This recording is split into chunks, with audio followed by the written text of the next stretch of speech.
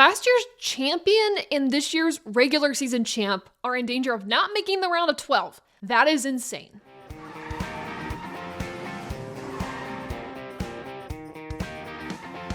All of that happens, of course, while another driver locks themselves into the round of 12. That is Tyler Reddick winning in that number 45 2311 Toyota. First off, it was a great move to get that lead, a dive bomb to the bottom of the track to get around the leaders.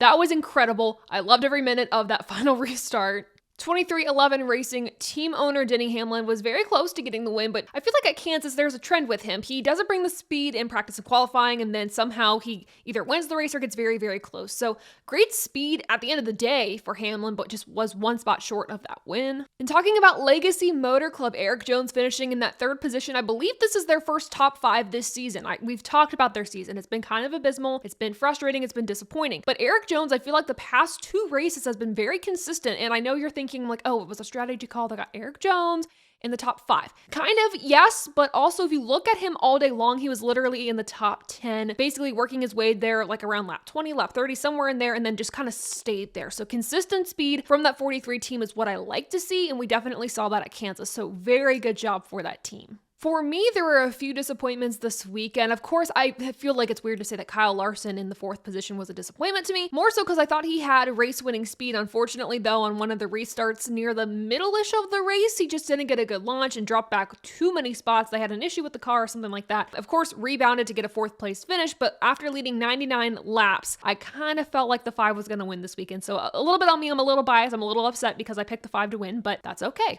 Speaking of rebounds, 5th place, Joey Logano, and then I'm going to skip right to 7th with Kyle Busch. Did not bring speed into this weekend at all. Kyle Busch had to start this race to the rear of the field, so great rebounds for them. In between them and 6th place was Chase Elliott. And I gotta say, after Darlington in this race, I wish this 9 team would have brought the speed before the playoffs, because I really do think if they were running the way they are now, they probably would have made it potentially on points. But again, it's all based on luck, and it's also just like you have to be hot at the right time, and that 9 car just wasn't heading into the playoffs. Now I feel like they are, and they're fighting, of course, for the Owners' Championship, so.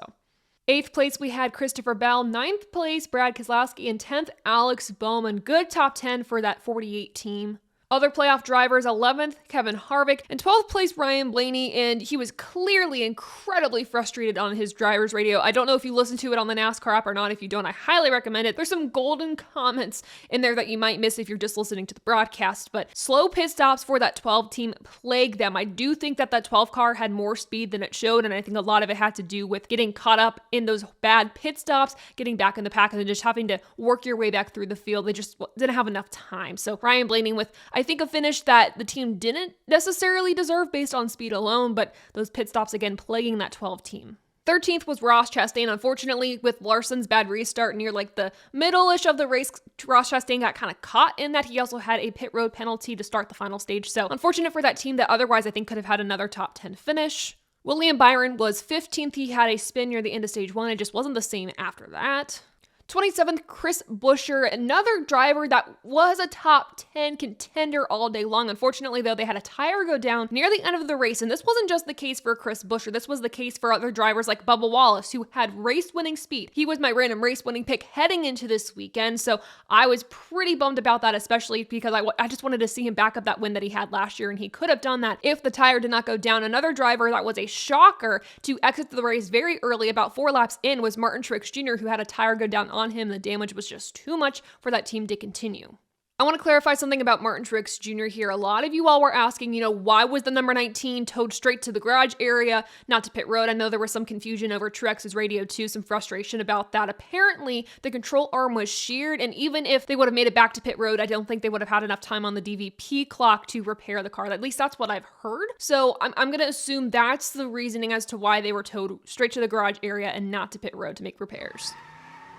All of this to say, over half the playoff drivers at Kansas had issues, which is very on par with the Kansas races that we have seen in the playoffs. And of course, this coming week is Bristol, the Bristol night race. First off, very excited about that. I hope the racing product is a lot better, but this also means it's going to create a drama-filled race to end the round of 16 before we go to the round of 12. That means 4 drivers will be eliminated. I'm going to call it the chase from the chase. So let's figure out what the points look like right now, because they will probably shock you if you did not keep up with the race on Sunday. I teased this at the beginning of the episode, but we are heading into a really funky situation where the regular season champion and last year's champion, so the defending champ, might not make it past the round of 16, which is wild. Of course, I feel very bad for those teams, and they're going to have to really bring it at Bristol. I also feel bad for the fans who made playoff brackets before the playoffs even happened. I'm not sure, but there's a potential that a lot of your brackets might be busted following this week, because I know a lot of you had Martin Truex Jr. as your champion. If I know those teams, though, the 19 team and the 22 team, they have a lot of fight in them, and I'm sure they're going to make some crazy strategy calls, or at least just focus on the win going into Bristol. So there's a lot that can happen. Of course, Bristol, short track racing, there's a lot of carnage that could happen, or at least just bumping and banging. I'm hoping we don't have crazy tire issues this time around like we did last year in the playoffs, so we'll have to see what Bristol brings. But my concern here is, for at least Martin Truex Jr., this is not a track that favors him. Bristol is not a great track for that team. Same thing goes for Bubba Wallace, who is minus 19 to the good right now. I thought that Bubba Wallace and Martin Truex Jr. were for sure locks into the round of 12. I thought Bubba was probably going to win Kansas. At least Martin Truex Jr., I didn't think he was going to maybe win anything this round, but I thought he was going to have great speed at Darlington and at Kansas based on his prior history. Unfortunately, though, that wasn't the case. Issues plagued those teams, and now they are in situations where points are desperate for these teams. Of course, Martin Truex Jr. minus 7 to the good. Last week, he was 6th in the playoff standings. This week, he is 13th. Bubba Wallace minus 19, like I mentioned. Ricky Stenhouse Jr. minus 22. Michael McDowell minus 40. Looking at the point situation heading into Bristol, who should we be concerned about? Well, I'm thinking back. Before Kansas even happened, Martin Truex Jr. was plus 25 to the good after an early exit from the race. He's now below that cutoff line. Ryan Blaney right now sits 6th in points, plus 25 to the good. So I feel like he's going to be fine. I don't want to jinx that, but I feel like he's going to be fine. But obviously, an early exit from the race would put that team in danger. So honestly, anyone 6th in points on back, I'm a little concerned about. So what to expect this weekend? Of course, any cutoff race is going to be dramatic. It's going to be drama-filled because these drivers do not want to get eliminated, especially this early on in the playoff fight. It's going to be intense. I'm excited about it, though. The Bristol night race happening Saturday. Remember, it's Saturday, not Sunday, but get ready for it. I think it's going to be wild.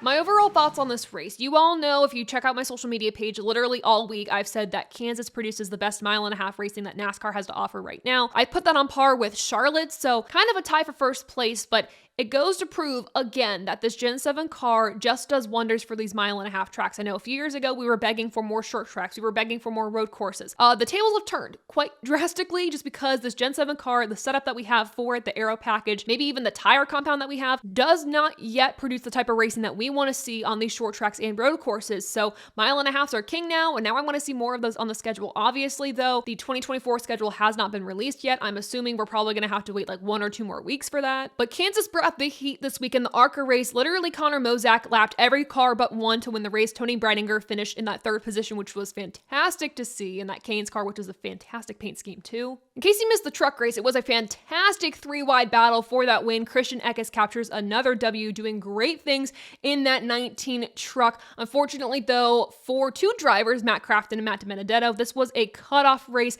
They did not advance to the next round, though. Matt DiBenedetto brought the fight on that final restart. I thought he could have at least maybe gotten to like 2nd or 3rd just with how things worked out. Unfortunately, though, again, did not advance to that next round, but nothing to be disappointed about. He's got to be incredibly proud of his team. He has had a career best season in the truck series, obviously not returning to Rackley War next season, so we don't know his future plans yet, but at least something I just wanted to throw out there, that he at least went down swinging. With the Xfinity Series race, it was drama-filled, another race that was filled with cautions. Just like the Cup Series, Parker Kligerman advances into the playoffs while Riley Herbst, unfortunately, a lot of issues plagued that team, but I think he had one of the fastest cars on the track, which is what was so disappointing, and he had a chance to actually fight back to pass Parker at one point, getting back on the lead lap after having several issues, and unfortunately then went a lap down, more laps down. It was just so unfortunate for that 98 team.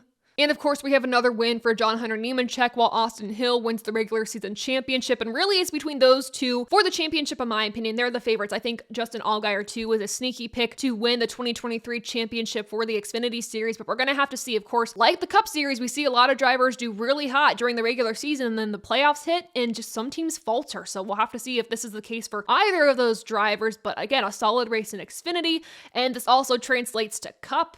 Again, this is with the 1.5 mile tracks, and I think specifically Kansas because I remember at Charlotte there was an issue with dirty air. For this race at Kansas, of course, there's always going to be issues with dirty air, but I did not notice it as much. There was the ability to pass for the lead. I know it might have been a little tricky, but this was more prominent than at other tracks that we've had on the schedule. Something else too to love about Kansas is that it's like Darlington in the sense that if you want to have the most speed, you have to ride the wall, and a lot of drivers tried to push that limit, which was exciting to watch. Obviously, Kyle Larson is one of those drivers that is always going to push that limit, but still very exciting to watch this race unfold and the speeds that these drivers had and the intensity that they were racing with. So I'm going to give this race an 86% above the yellow line. Obviously, I don't know if I should go lower or higher. Let me know in the comments below. I think this also begs the question, like, is Kansas the best track on the schedule? To me, yeah. I mean, if it's producing this grade of racing consistently from spring to fall, I think it deserves that title of the best track on the NASCAR schedule. Of course, you can disagree with me. Let me know in the comments there too. But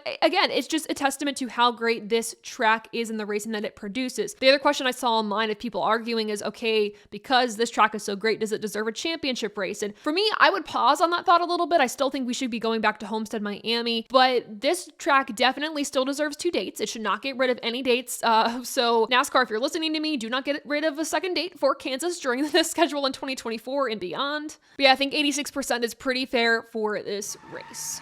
Make sure to check out our live stream on Thursday night at 7 p.m. Eastern Standard Time. We have a special guest, Matthew Dillner, joining us on the stream around 7:10, so make sure to tune in right here on the TobyChristieCom YouTube and Facebook pages. And for more NASCAR content from us in the meantime, make sure to visit TobyChristie.com, AboveTheYellowLine.com, and all of our social media platforms linked in the description below.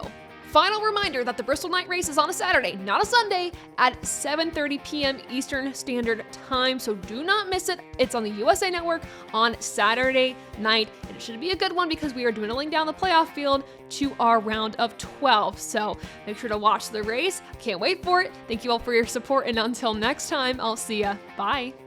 Want more great motorsports content? Make sure to click the videos on the screen and check out AboveTheYellowLine.com and TobyChristie.com in the description below.